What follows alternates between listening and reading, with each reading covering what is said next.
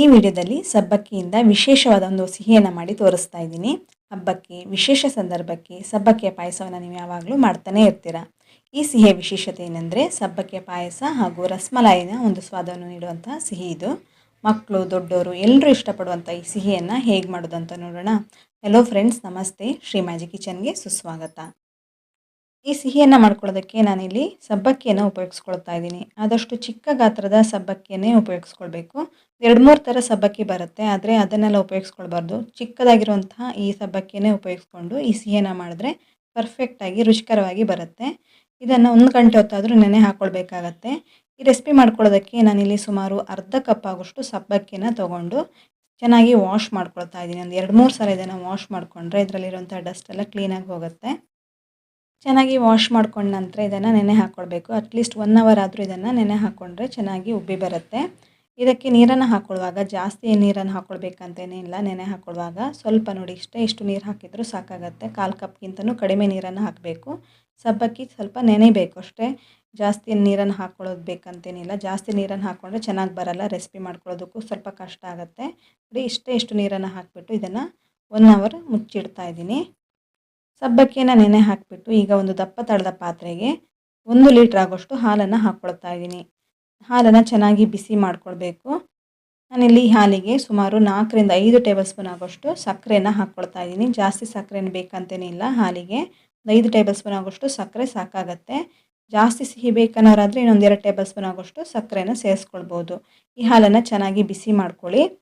ಆದಷ್ಟು ಗಟ್ಟಿ ಹಾಲನ್ನೇ ತೊಗೊಂಡು ಈ ಸಿಹಿಯನ್ನು ಮಾಡಿಕೊಂಡ್ರೆ ಚೆನ್ನಾಗಿ ಪರ್ಫೆಕ್ಟಾಗಿ ಮಾಡ್ಕೊಳ್ಬೋದು.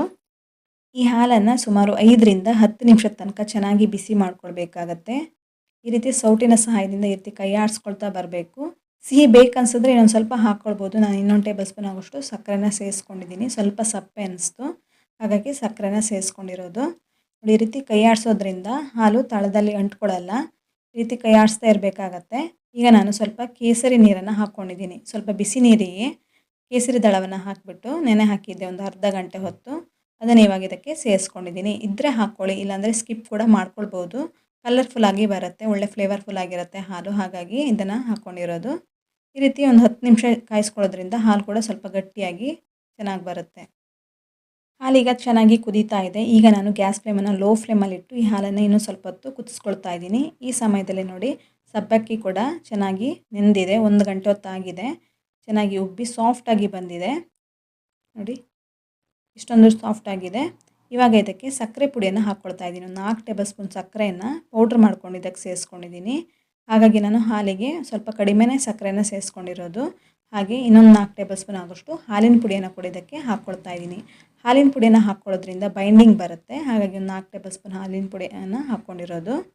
ನೋಡಿ, ಈ ರೀತಿ ಚೆನ್ನಾಗಿ ಮಿಕ್ಸ್ ಮಾಡ್ಕೊಳ್ಬೇಕು. ಸ್ಪೂನಿನ ಸಹಾಯದಿಂದ ಅಥವಾ ಕೈಯಲ್ಲಿ ಕೂಡ ಇದನ್ನು ಚೆನ್ನಾಗಿ ಮಿಕ್ಸ್ ಮಾಡ್ಕೊಳ್ಬೇಕು. ಒಂದು 2 ನಿಮಿಷ ತನಕ, 2-3 ನಿಮಿಷದ ತನಕ ಈ ರೀತಿ ಚೆನ್ನಾಗಿ ಕೈಯಲ್ಲಿ ಮಿಕ್ಸ್ ಮಾಡ್ಕೊಳ್ತಾ ಬರಬೇಕು. ಸ್ಪೂನಿನ ಸಹಾಯದಿಂದ ಕೂಡ ಮಿಕ್ಸ್ ಮಾಡ್ಕೊಳ್ಬೋದು ಅಥವಾ ಕೈಯಲ್ಲಿ ಕೂಡ ಮಿಕ್ಸ್ ಮಾಡ್ಕೊಳ್ಬೋದು. ಆವಾಗಲೇ ಇದು ಸ್ವಲ್ಪ ಈ ರೀತಿ ಬೈಂಡಿಂಗ್ ರೀತಿ ಚೆನ್ನಾಗಿ ಮಿಕ್ಸ್ ಆಗುತ್ತೆ. ನೋಡಿ, ಈ ರೀತಿ ಉಂಡೆ ಕಟ್ಕೊಳ್ಳೋ ಹದದಲ್ಲಿ ಬರುತ್ತೆ. ಸಕ್ಕರೆಯನ್ನು ಹಾಕ್ಕೊಂಡಿರೋದ್ರಿಂದ ಸ್ವಲ್ಪ ನೀರು ರಿಲೀಸ್ ಆಗುತ್ತೆ. ಇದನ್ನು ಈಗ ಚಿಕ್ಕ ಚಿಕ್ಕದಾಗಿ ಉಂಡೆಗಳನ್ನಾಗಿ ಮಾಡ್ಕೊಳ್ತಾ ಇದ್ದೀನಿ. ದೊಡ್ಡದಾಗಿಯೂ ಬೇಕಾಗಿಲ್ಲ, ಚಿಕ್ಕ ಚಿಕ್ಕ ಬಾಲ್ಸ್ ರೀತಿ ಇದನ್ನು ರೆಡಿ ಮಾಡ್ಕೊಳ್ಬೇಕಾಗತ್ತೆ. ಈ ಉಂಡೆಗಳನ್ನು ಹಾಲಿನಲ್ಲಿ ಚೆನ್ನಾಗಿ ಬೇಯಿಸ್ಕೊಳ್ಬೇಕಾಗತ್ತೆ. ಹಾಲಲ್ಲಿ ಬೇಯಿಸ್ಕೊಂಡ ನಂತರ ಇದು ಇನ್ನೂ ದೊಡ್ಡದಾಗಿ ಬರುತ್ತೆ. ಹಾಗಾಗಿ ಚಿಕ್ಕ ಚಿಕ್ಕ ಉಂಡೆಗಳನ್ನಾಗಿ ಮಾಡಿಕೊಂಡ್ರೆ ಪರ್ಫೆಕ್ಟಾಗಿ ಇದನ್ನು ಮಾಡ್ಕೊಳ್ಬೋದು. ಎಲ್ಲವನ್ನು ಮಾಡಿ ಒಂದು ಪ್ಲೇಟಲ್ಲಿ ಇಟ್ಕೊಂಡಿರ್ತೀನಿ, ಅಥವಾ ಮಾಡ್ತಾ ಮಾಡ್ತಾ ಇದನ್ನು ಹಾಲಿಗೆ ಕೂಡ ಹಾಕ್ಕೊಳ್ಬೋದು. ಯಾವ್ದು ನಿಮ್ಗೆ ಈಸಿ ಆಗುತ್ತೋ ಆ ವಿಧಾನದಲ್ಲಿ ಇದನ್ನು ರೆಡಿ ಮಾಡ್ಕೊಳ್ಬೋದು. ರೆಡಿ ಮಾಡಿ ಇಟ್ಕೊಂಡಿದ್ದೆ ಒಂದು ಪ್ಲೇಟಲ್ಲಿ. ಇವಾಗ ಹಾಲು ಕೂಡ ಚೆನ್ನಾಗಿ ಕಾದಿದೆ. 1 ಲೀಟ್ರ್ ಹಾಲಿರೋದು ಈಗ ಒಂದು 3/4 ಲೀಟ್ರ್ ಹಾಲಷ್ಟಾಗಿದೆ. ಜಾಸ್ತಿ ಏನು ಗಟ್ಟಿ ಮಾಡ್ಕೊಳ್ಬೇಕಂತನೂ ಏನಿಲ್ಲ. ಈ ಹದದಲ್ಲಿದ್ದರೆ ಸಾಕಾಗತ್ತೆ. ಸಿಹಿ ಕಮ್ಮಿ ಅನಿಸಿದ್ರೆ ಒಂದು ಸ್ವಲ್ಪ ಹಾಕ್ಕೊಳ್ಬೋದು. ನಾನು ಸಕ್ಕರೆ ಪೌಡ್ರನ್ನು ಮಾಡ್ಕೊಳ್ಳುವಾಗ ಏಲಕ್ಕಿಯನ್ನು ಹಾಕ್ಕೊಂಡು ಇದಕ್ಕೆ ರೆಡಿ ಮಾಡ್ಕೊಂಡಿದ್ದೀನಿ, ಹಾಗಾಗಿ ಏಲಕ್ಕಿ ಪೌಡ್ರ್ ಕೂಡ ಹಾಕ್ಕೊಂಡಿಲ್ಲ. ಇವಾಗ ರೆಡಿ ಮಾಡ್ಕೊಂಡಿರೋಂತಹ ಈ ಸಬ್ಬಕ್ಕಿ ಉಂಡೆಗಳನ್ನು ಹಾಕ್ಕೊಳ್ತಾ ಇದ್ದೀನಿ. ನೋಡಿ, ಈ ರೀತಿ ಉಂಡೆಗಳನ್ನಾಗಿ ಮಾಡ್ಕೊಳ್ಳೋದು ಕಷ್ಟ ಅನಿಸಿದ್ರೆ ಡೈರೆಕ್ಟಾಗಿ ಸ್ಪೂನಲ್ಲಿ ಕೂಡ ಹಾಕ್ಕೊಳ್ಬೋದು. ಹಾಲಲ್ಲಿ ಅದು ಹರಡಲ್ಲ. ಇಲ್ಲಾಂದರೆ ನೀಟಾಗಿ ಈ ರೀತಿ ಉಂಡೆಗಳನ್ನಾಗಿಯೂ ಮಾಡ್ಕೊಂಡು ಹಾಕ್ಕೊಳ್ಬೋದು. ಹಾಲಿಗೆ ಹಾಕಿದ ನಂತರ ಕೂಡಲೇ ಸೌಟಲ್ಲೆಲ್ಲ ಇದನ್ನು ಮುಟ್ಟೋದಕ್ಕೆ ಹೋಗಬೇಡಿ. ಸ್ವಲ್ಪ ಹೊತ್ತಿನ ನಂತರ ಒಂದು 2 ನಿಮಿಷ ಅಥವಾ 3 ನಿಮಿಷದ ನಂತರ ಅದಾಗಿ ಗಟ್ಟಿಯಾಗಿಬಿಡುತ್ತೆ. ನಂತರ ಸೌಟಲ್ಲಿ ಹೀಗೆ ಸೈಡಲ್ಲಿ ಒಂಚೂರು ಈ ರೀತಿ ಮಾಡಬೇಕು. ಇಲ್ಲಾಂದರೆ ಕೂಡಲೇ ಒಡೆದು ಹೋಗೋ ಚಾನ್ಸಸ್ ಕೂಡ ಇರುತ್ತೆ, ಚೆನ್ನಾಗಿ ಬೆಂದಿಲ್ಲ ಅಂದರೆ. 2-3 ನಿಮಿಷ ಹಾಗೆ ಬಿಡಬೇಕಾಗತ್ತೆ. ನೋಡಿ, ಇದೀಗ ಚೆನ್ನಾಗಿ ಬೆಂದಿದೆ. ನೋಡಿ ಯಾವ ರೀತಿ ದೊಡ್ಡದಾಗಿ ಬಂದಿದೆ ಅಂತ. ಚಿಕ್ಕ ಚಿಕ್ಕ ಉಂಡೆಗಳೆಲ್ಲ ಇವಾಗ ಉಬ್ಬಿ ಚೆನ್ನಾಗಿ ಬೆಂದು ಈ ರೀತಿ ದೊಡ್ಡದಾಗಿ ಬಂದಿದೆ. ಈ ಹದದಲ್ಲೇ ಇರಬೇಕಾಗತ್ತೆ ಉಂಡೆಗಳೆಲ್ಲ. ನೋಡಿ ಇದೀಗ ಚೆನ್ನಾಗಿ ಬೇಯ್ತಾ ಇದೆ. ಹಾಲನ್ನೆಲ್ಲ ಚೆನ್ನಾಗಿ ಉಂಡೆಗಳು ಹೀರ್ಕೊಳ್ತಾ ಇದೆ. ಸಿಹಿಯನ್ನು ಕೂಡ ಹಾಗೆ ಚೆನ್ನಾಗಿ ಹೀರ್ಕೊಂಡು ರುಚಿಯಾಗಿ ಬರುತ್ತೆ ಇದು. ಒಂದು 5 ನಿಮಿಷ ಚೆನ್ನಾಗಿ ಬೇಯಿಸ್ಕೊಳ್ಳಿ. ನೋಡಿ ಈ ಹಂತದಲ್ಲಿ ನಿಮಗೆ ಸಿಹಿ ಕಮ್ಮಿ ಅನಿಸಿದ್ರೆ ಸಕ್ಕರೆಯನ್ನು ಕೂಡ ಸೇರಿಸ್ಕೊಳ್ಬೋದು. ಸ್ವಲ್ಪ ಡ್ರೈ ಫ್ರೂಟ್ಸನ್ನು ಕೂಡ ಹಾಕ್ಕೊಳ್ಬೋದು. ನಾನಿಲ್ಲಿ ಬಾದಾಮ್ ಹಾಗೆ ಪಿಸ್ತಾವನ್ನು ಚಿಕ್ಕದಾಗಿ ಕಟ್ ಮಾಡಿಕೊಂಡು ಹಾಕ್ಕೊಳ್ತಾ ಇದ್ದೀನಿ. ಇದ್ದರೆ ಸೇರಿಸ್ಕೊಳ್ಳಿ, ಇಲ್ಲಾಂದರೆ ಸ್ಕಿಪ್ ಕೂಡ ಮಾಡ್ಕೊಳ್ಬೋದು.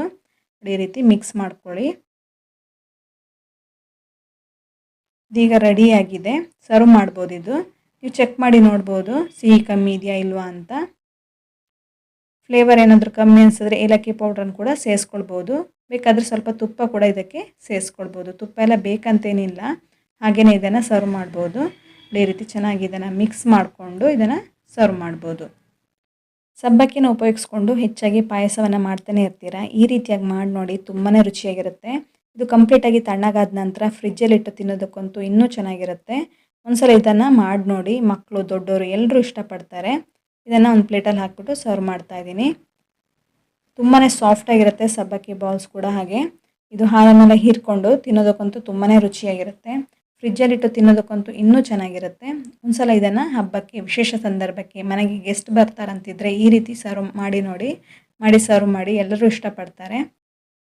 ಫ್ರೆಂಡ್ಸ್, ನಾನು ಶೇರ್ ಮಾಡ್ತಾ ಇರುವಂತಹ ಎಲ್ಲ ರೆಸಿಪಿಗಳು ನಿಮಗೆ ಇಷ್ಟವಾಗ್ತಾ ಇದೆ ಅಂತ ಅಂದ್ಕೊಳ್ತಾ ಇದ್ದೀನಿ. ಇಷ್ಟವಾದಲ್ಲಿ ನಿಮ್ಮ ಫ್ರೆಂಡ್ಸ್ ಹಾಗೂ ಫ್ಯಾಮಿಲಿ ಮೆಂಬರ್ಸೊಂದಿಗೆ ಈ ರೆಸಿಪಿಯನ್ನು ಶೇರ್ ಮಾಡೋದಕ್ಕಂತೂ ಮರಿಲೇಬೇಡಿ. ಹಾಗೆ ಈ ರೆಸಿಪಿನ ಟ್ರೈ ಮಾಡಿ ಹೇಗೆ ಬಂತು ಅಂತ ನನಗೆ ಕಮೆಂಟ್ ಮೂಲಕ ತಿಳಿಸೋದಕ್ಕಂತೂ ಮರಿಲೇಬೇಡಿ. ಇನ್ನಷ್ಟು ಹೆಚ್ಚಿನ ರೆಸಿಪಿಗಳೊಂದಿಗೆ ಸಿಗೋಣ. ಧನ್ಯವಾದಗಳು.